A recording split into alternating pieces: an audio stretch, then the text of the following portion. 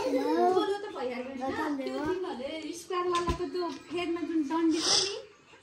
त्यो डन्डी त्यहाँ राख्ने त्यो किनकि यो स्ट्यान्ड नै इनकम्प्लिट स्ट्यान्ड हो नि त लक्ष्मीको बेबी स्टाइलमा त्यो तल फेदमा जुन स्ट्यान्ड राखेको छ नि लामो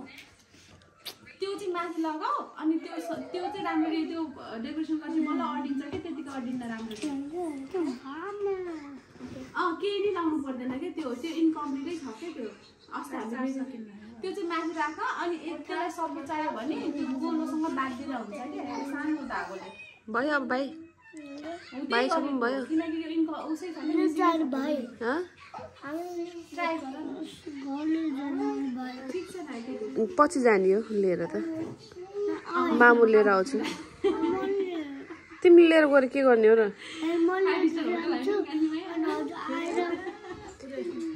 म कहाँ जानु पाउँछ त नि माङ्गो कति धेरै काटेछ होइन भोलि जान मिल्छ कि पर्सि मिल्छ घर जान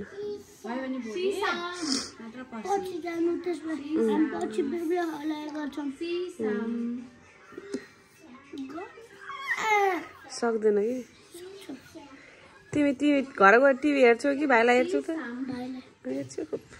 हेर्छु अनि स्कुल जानु पर्दैन भाइलाई कहाँ छोड्छौ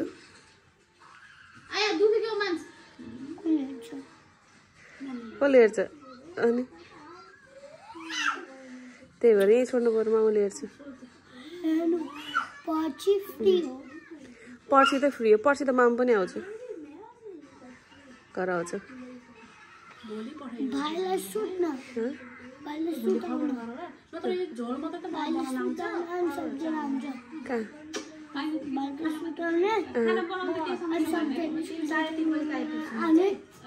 भाइलाई सुताएर तिमी स्कुल जाने रोयो भने अनि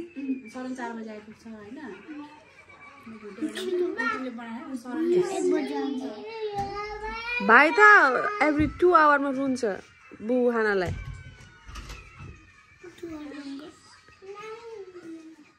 तिमी क्लकन ओडे जान्छौ नि स्कुल क्लकन टीमा त भाइ रोइसक्छ 2 टीमा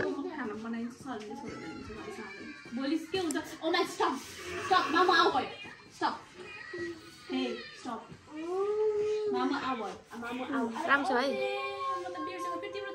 राम छ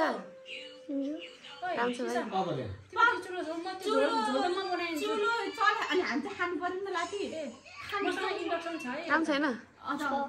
चुलो मैले त्यो फुटेपछि पकाएर किन त्यस्तो भन्नु चाहिँ खुसी छैन जस्तो देखिन्छ गरी भएर को जस्तै छ त भाइ भाइको जस्तै छ त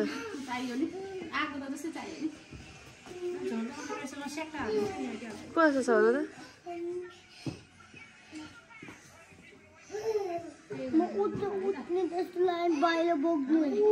त उठेर